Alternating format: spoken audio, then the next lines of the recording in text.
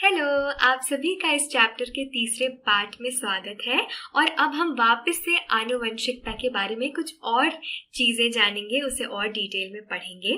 तो पहले तो हम जानते हैं पौधों में इनहेरिटेंस कैसे होता है, यानी वंशानुक्रम किस प्रकार से होता है।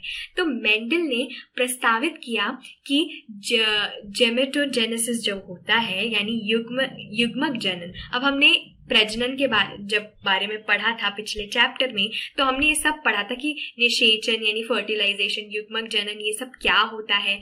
और उसी के ही हम बारे में अब बात करने वाले हैं कि इनहेरिटेंस कैसे होता है। तो जब ये जेमेटोजेनेसिस होता है पौधों में, यानी कि जेमेट बन रहा होता है, युग्मक बनता है जब, और जब निषेचन होता है यानी फर्टिलाइजेशन होता है, तो उसके दौरान क्या होता है, युग्मित कारकों के पृथक्करण और पुनर्संयोजन द्वारा आनुवंशिकता के युग्मित इकाई कारकों को पीढ़ी से पीढ़ी तक ईमानदारी से प्रेषित किया जाता है। इसका क्या अर्थ है कि फर्टिलाइजेशन एंड जेमेटोजेनेसिस के दौरान उसके टाइम पे पृथक्करण, जिसे डिसोसिएशन कहते हैं, और पुनर्संयोजन यानी रीएसोसिएशन, इन दोनों प्रोसेसेस के द्वारा आनुवंशिकता यानी जो हेरिडिटी जानकारी होती है वो युग्मित इकाई कारकों को पीढ़ी से पीढ़ी ईमानदारी से पास डाउन किया जाता है। इसका सिंपल सा ये है कि जो जेनेटिक इंफॉर्मेशन होती है, जानकारी होती है, हेरिडिटी जो जानकारी होती है, जो इनहेरिट हो रही होती है, वो ऐसे युग्मित इकाई कारक होते हैं, उनको उसके थ्रू, उस रूप में उसे पास डाउन किया जाता है। और ये युग्मित इकाई क्या होते हैं ये हम जानेंगे। इकाई यानी यूनिट्स होती है। तो ये कौन सी यूनिट्स होती हैं? इन्हें जीन्स कहते हैं। तो जब उन्होंने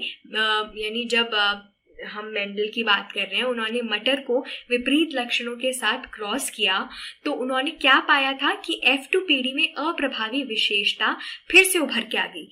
तो मेंडल ने निष्कर्ष निकाला, तो पहले क्या हुआ, टॉल और शॉर्ट को मिलाया तो टॉल ही टॉल बने, फिर टॉल को आपस में ही मिलाया तो शॉर्ट भी निकल के आ गया।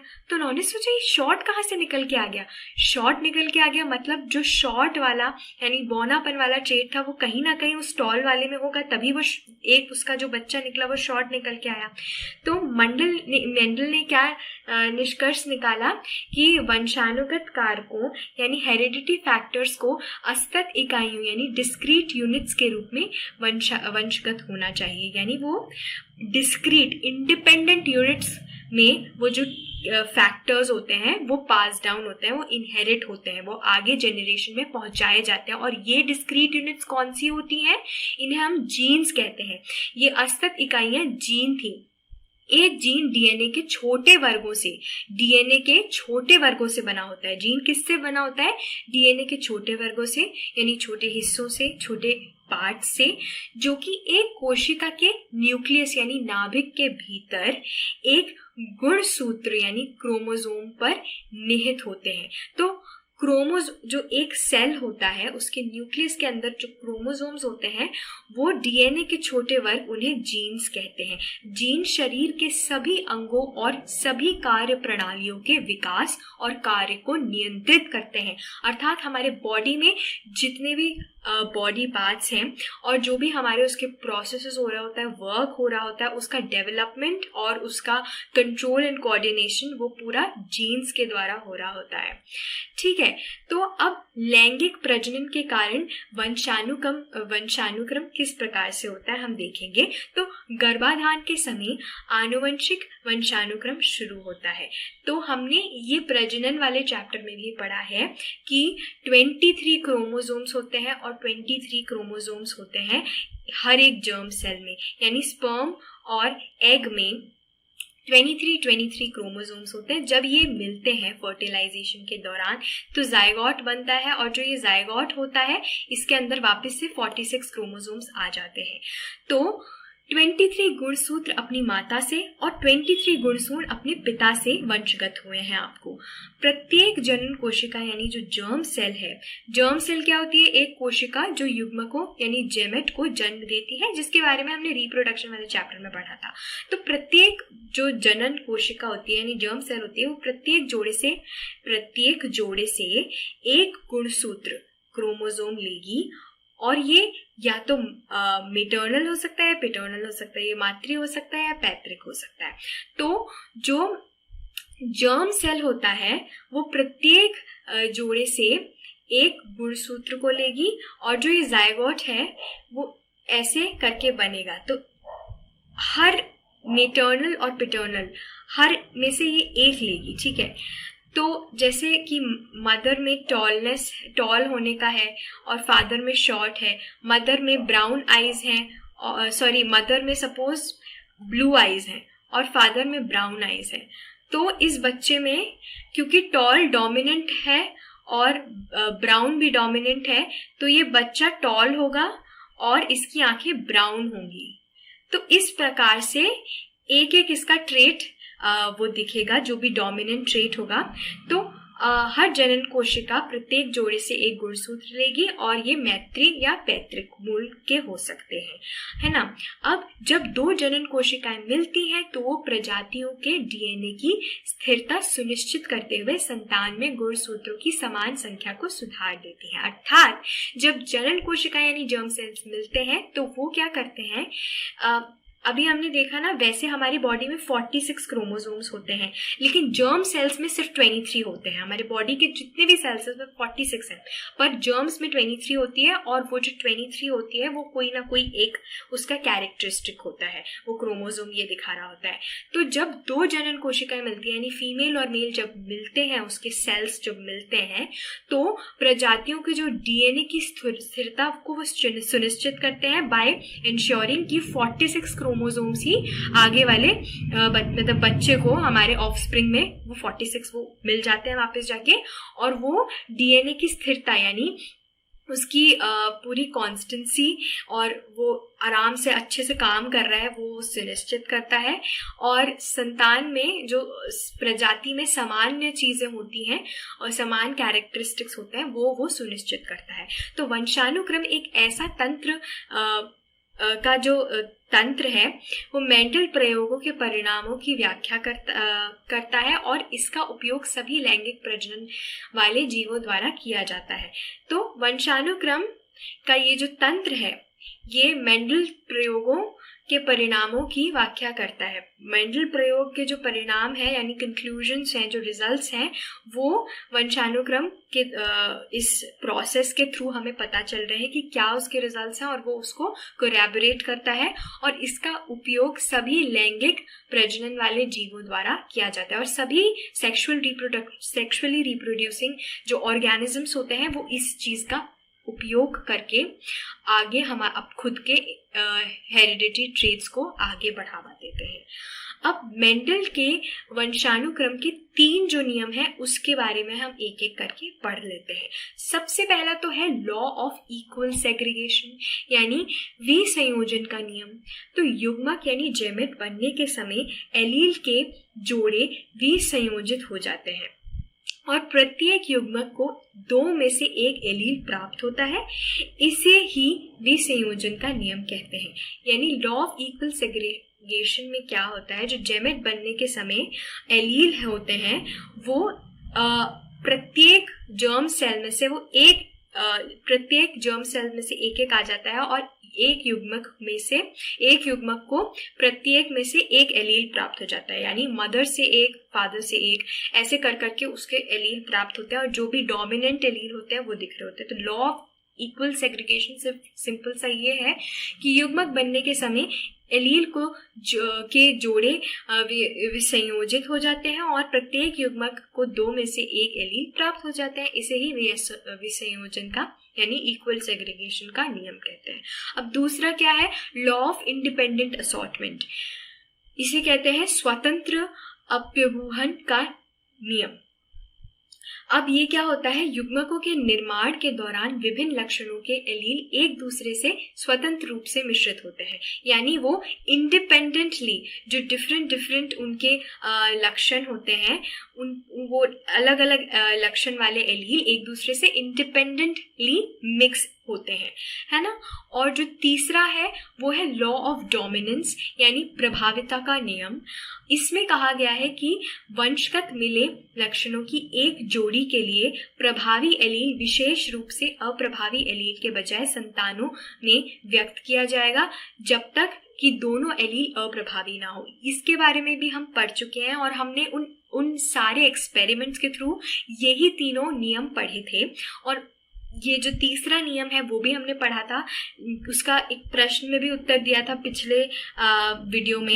एक लास्ट में जो प्रश्न था उसका भी यही उत्तर था, वो लॉ ऑफ डोमिनेंस ही है ये। तो प्रभावी कारक अप्रभावी कारक के गुण को दबा देते हैं, अर्थात उसे प्रकट नहीं होने देते हैं, और प्रभावी कारक स्वयं के गुण को प्रदर्शित करते हैं। तो ये होता है लॉ ऑफ डोमिनेंस, जो कि मेंडल के वंशानुक्रम का तीसरा नियम है। उम्मीद है आपको ये तीनों नियम समझ आ गए होंगे। और अब हम ये जानेंगे कि मनुष्यों में किस प्रकार से लिंग निर्धारण होता है। तो किस प्रकार से ये डिसाइड होता है कि जो बच्चा होगा वो फीमेल होगा या मेल होगा, लड़की होगा या लड़का होगा। तो क्या होता है कि जनक जीवों से वंशानुगत जीन ही इस बात का निर्णय करते हैं कि संतति लड़का होगा या अथवा लड़की। तो स्त्री में गुणसूत्र का पूर्ण युग्म होता है तथा दोनों XX कहलाते हैं। तो स्त्री में क्या होता है, XX होता है, दोनों क्रोमोसोम्स यानी दोनों गुणसूत्र X होते हैं। और मेल में क्या होता है, X और Y, एक तो क्रोमोसोम उसका X होता है और एक Y होता है। जब X और Y क्रोमोसोम मिलते हैं तो वो मेल बनता है, और X और X क्रोमोसोम मिलते हैं तो वो क्या बनता है, फीमेल। अब क्या होता है कि जब रिप्रोडक्शन का प्रोसेस होता है, तो फर्टिलाइजेशन जब होता है, तो एक स्पर्म जब जाके एक उससे मिलता है एग सेल से, तो वो X हो सकता है या फिर वो Y भी हो सकता है। अगर, और इसमें तो क्या होगा, इसमें तो XX ही होता है। तो अगर ये X से मिल जाएगा तो क्या होगा, ये एक स्त्री बनेगी, फीमेल बनेगी। और अगर ये Y जाके X से मिल जाए तो ये XY हो जाएगा और ये क्या बन जाएगा, एक मेल। तो इस प्रकार से मनुष्यों में लिंग निर्धारण होता है। तो इसको हम ऐसे पढ़ लेते हैं कि पुरुष नर में ये जोड़ा परिपूर्ण जोड़ा नहीं होता है, जिसमें एक गुणसूत्र समान आकार का X होता है तथा दूसरा गुणसूत्र छोटा होता है जिसे Y गुणसूत्र कहते हैं। स्त्रियों में XX तथा पुरुषों में XY गुणसूत्र यानी क्रोमोसोम्स होते हैं। सभी बच्चे, चाहे वे लड़का हो अथवा लड़की हो, अपने माता से X गुणसूत्र को तो प्राप्त करते ही हैं। अतः बच्चों का लिंग निर्धारण इस बात पर निर्भर करता है कि उन्हें अपने पिता से किस प्रकार का गुणसूत्र, किस प्रकार का क्रोमोसोम प्राप्त होता है। तो जो भी ये सेक्स डिटर्मिनेशन होता है, लिंग निर्धारण होता है मनुष्यों में, वो मेल में से कौन सा क्रोमोसोम आ रहा है उस पे डिपेंड करता है, क्योंकि X तो दोनों में होता है, फीमेल में भी और मेल में भी। अब उस X से Y जुड़ता है या वापस से X जुड़ता है, इस पे डिपेंड करेगा कि उस बच्चे का बर्थ पे जो सेक्स है वो कौन सा है, यानी उसका बर्थ पे जो लिंग निर्धारण हुआ है वो कौन सा है। अब हम आपसे प्रश्न पूछने वाले हैं और आप इसका हमें उत्तर बताइएगा सोच समझकर। पहला प्रश्न तो ये है कि एक A रुधिर वर्ग वाला पुरुष एक स्त्री जिसका रुधिर वर्ग O है उससे विवाह करता है। उनकी पुत्री का रुधिर वर्ग है O। तो एक A ब्लड ग्रुप है एक जने का, और उसने O ब्लड ग्रुप वाले पर्सन से शादी करी है। तो इनका जो बच्चा होगा, उनकी पुत्री है, तो उनकी पुत्री का क्या हुआ, जो ब्लड ग्रुप है वो भी O है, ठीक है। तो अब इससे क्या ये सूचना पर्याप्त है ये बताने के लिए कि कौन सा लक्षण रुधिर वर्ग मतलब कौन सा प्रभावी लक्षण है?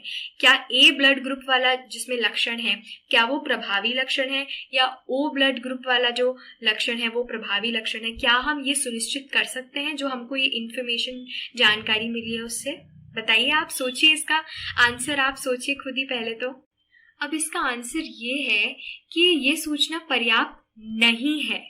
हमको और सूचना की जरूरत है ये कहने के लिए कि O डोमिनेंट ट्रेट है या नहीं। अब ऐसा भी हो सकता है कि जो उसके फादर में, उसके पिता में जो क्रोमोसोम्स हों, या तो वो ए हों या AO हों, और ऐसा हो सकता है उसकी मम्मी में जो क्रोमोसोम्स हों वो OA हों या फिर OO हों।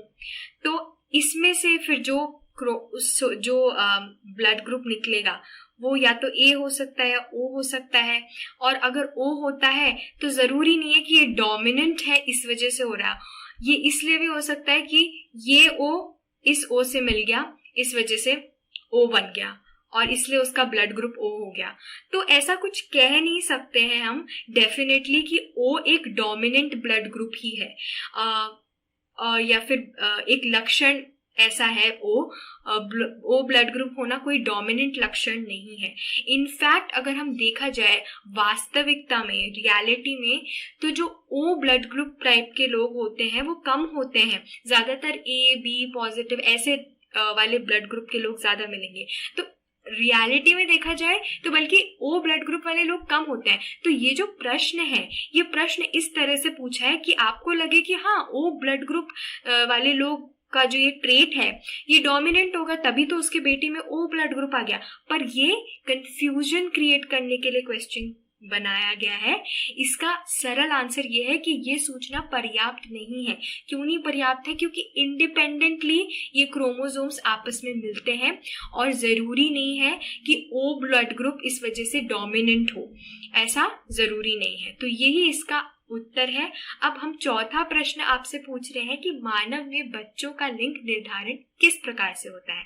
हमने अभी अभी इसका उत्तर जाना है, किस प्रकार से एक्स क्रोमोसोम अगर एक्स क्रोमोसोम से मिलता है तो वो एक स्त्री बनती है, और एक्स क्रोमोसोम तो होता ही है सब में, अगर उसमें वाई क्रोमोसोम मिल जाता है तो फिर वो एक मेल बनता है, एक पुरुष बनता है।